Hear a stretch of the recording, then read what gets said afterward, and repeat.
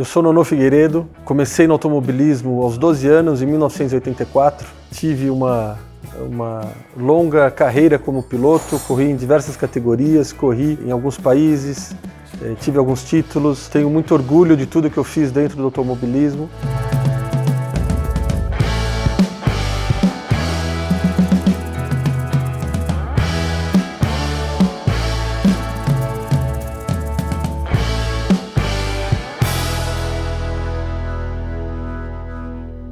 E o passo seguinte, depois que eu resolvi parar de correr profissionalmente, foi montar uma equipe, né? Eu sempre desejei ter uma equipe, sempre quis aplicar nessa equipe tudo aquilo que eu gostaria de ter tido como piloto, né? Algumas coisas eu consegui ter, outras eu não tive, e que é muito frustrante para um piloto estar numa equipe, se dedicar ao máximo, tentar conquistar vitórias, títulos e às vezes perceber que a equipe não está na mesma velocidade que você. Hoje, como dono de equipe, como chefe de equipe da Cobra Racing Team na TCR, que é o campeonato sul-americano, eu tento colocar em prática exatamente isso que eu falei, né? Usar a minha experiência, me cercar de ótimos profissionais, trabalhar junto, né, com essas pessoas para realmente a gente ter mais chance de conseguir o resultado. E hoje, né, vocês vão poder acompanhar um dia do meu trabalho como chefe de equipe, como dono de equipe, aqui da Cobra Racing Team, às vésperas de uma corrida super importante, todas são importantes, mas essa tem uma importância especial por se tratar de uma etapa do Campeonato Mundial de Carros de Turismo.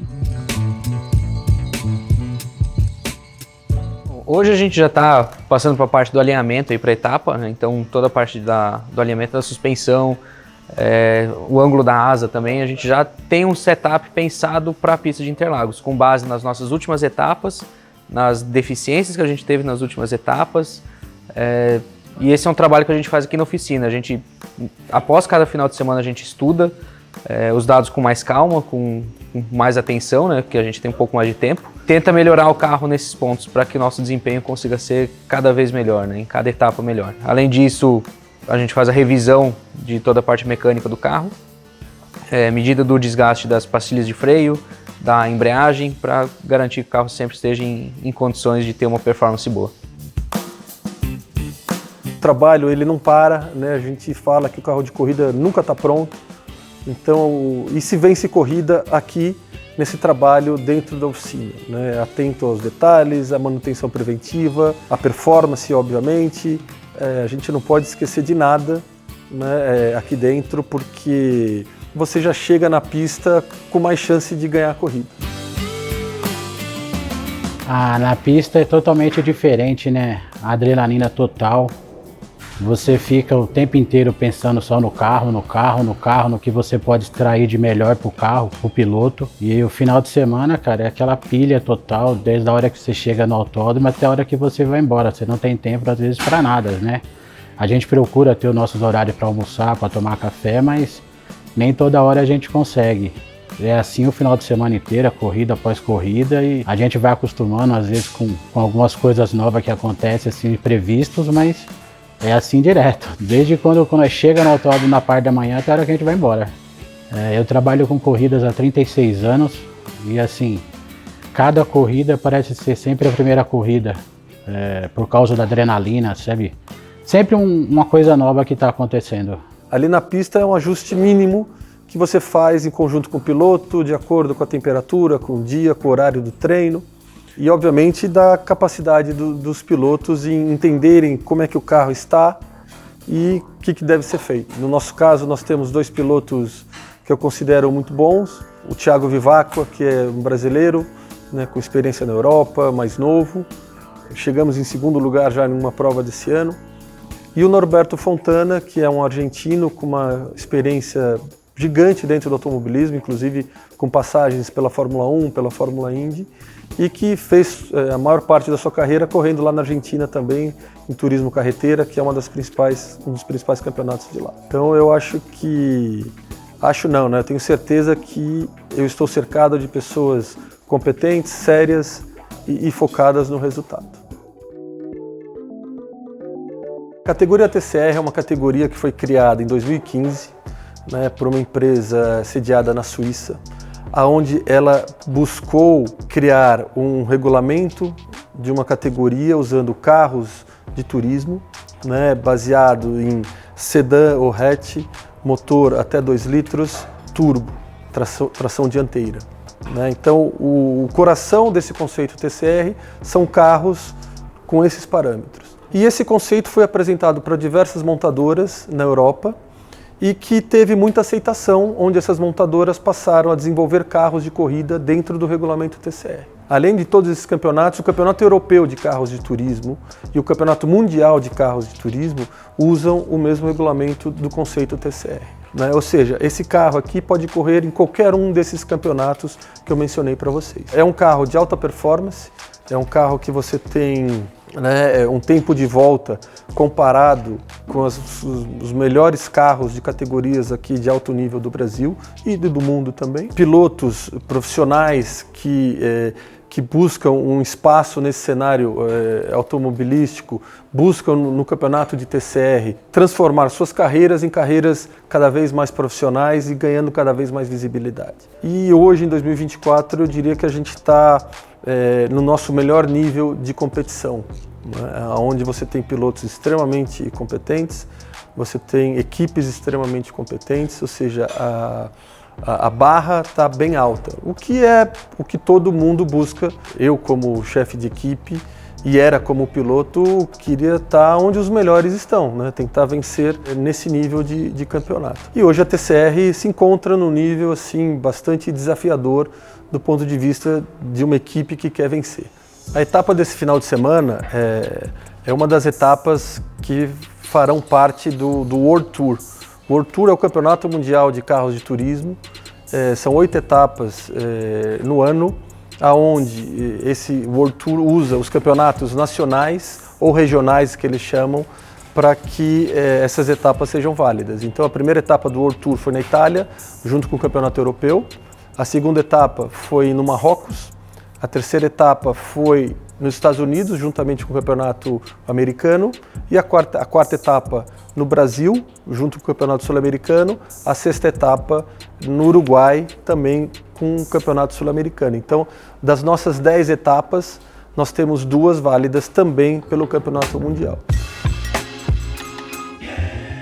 E o que é interessante dessas etapas é que aquilo que eu comentei do nível já estar muito alto, é que esse nível sobe mais ainda, onde você tem os pilotos, os principais pilotos do mundo de carros de turismo e as principais equipes do mundo de carros de turismo, né, vindo para cá, para Interlagos e depois para Alpinar no Uruguai, competindo na mesma corrida que nós. Se o Thiago Vivacqua vencer essa prova, ele está vencendo a prova do Campeonato Mundial, né, válida pelo World Tour. Então é uma prova que gera uma expectativa sem dúvida nenhuma maior, uma vontade, né, ainda se é possível, ainda maior de fazer bonito, e é uma etapa também de bastante aprendizado, né, onde a gente está ali competindo com equipes que têm muitos anos na nossa frente de experiência e pilotos também, né, falando do ponto de vista do piloto, pilotos que já correm nesse tipo de carro há mais tempo, que no caso o Thiago Vivacqua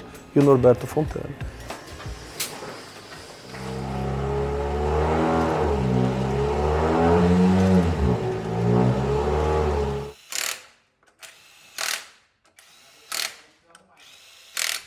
Bem, a importância do briefing é mais um passo de preparação para a etapa que se aproxima. A gente conversa muito durante o intervalo entre uma corrida e outra, mas quando mais se aproxima da prova, a gente vai refinando esses detalhes.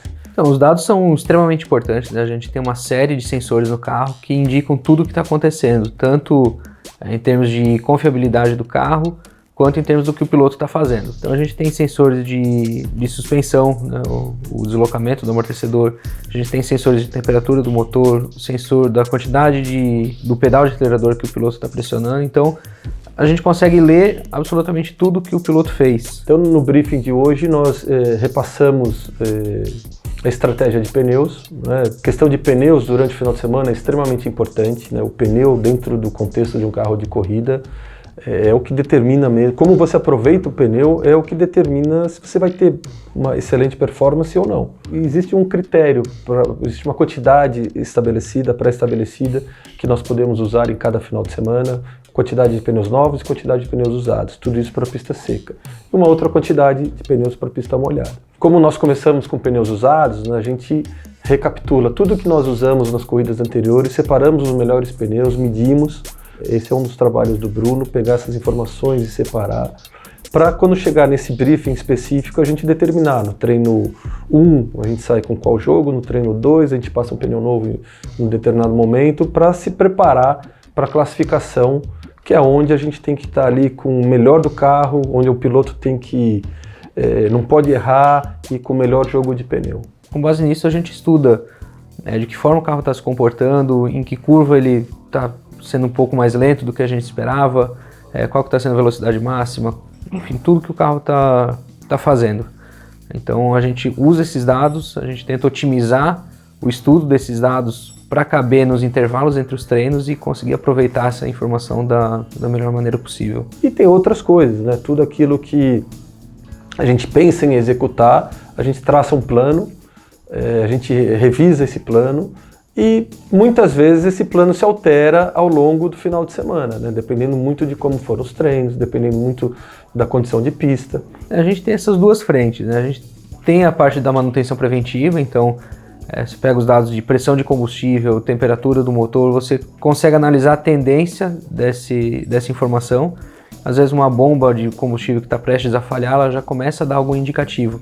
Às vezes o piloto não sente isso no carro, às vezes ele passa despercebido talvez, mas nada escapa dos dados que a gente consegue coletar. É muito mais para que todos estejam alinhados, já comece a criar um foco muito grande na etapa que se aproxima, sabe? Então, quanto mais a gente conversa, mais a gente absorve, mais informação a gente já tem ali pronta para tirar, assim, sabe? Quando a gente precisa improvisar alguma coisa. Então, assim, esse tipo de briefing é extremamente importante. A partir dessa tendência, dessa análise, a gente consegue identificar antes de gerar um problema, antes de precisar abandonar a corrida por causa desse problema. E aí a outra frente da performance do piloto. A gente consegue comparar ele com outro piloto da equipe, consegue comparar com finais de semana anteriores, a gente consegue ter vários parâmetros aí para saber onde ele consegue ganhar um pouco mais de tempo.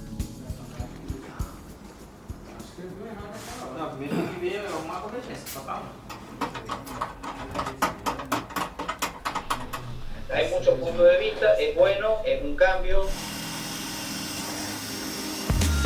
Depois de todo esse trabalho, né, da oficina, da manutenção, das reuniões, vem um trabalho que é bem desgastante para a equipe, que é carregar todo o equipamento no caminhão, na carreta. É quase que montar um quebra-cabeça, né, porque pensa que você tem que colocar, né, 2 carros aí dentro e mais uma série de outros materiais, principalmente de roda e pneu, que são coisas muito volumosas, né, e obviamente que tem que organizar tudo isso bem, com cuidado, né, para que nada do que nós fizemos no carro se perca por um possível, né, acidente ou uma falha nessa parte, né? Então nós fazemos isso, tem todo esse trabalho de carregar, vai para o autódromo, no caso desse final de semana, quarta-feira à noite, o caminhão vai para o autódromo, a gente só pode começar a descarregar a partir de quinta-feira de manhã, então quinta-feira é todo dia trabalhando para tirar, descarregar o caminhão, montar o box, deixar tudo preparado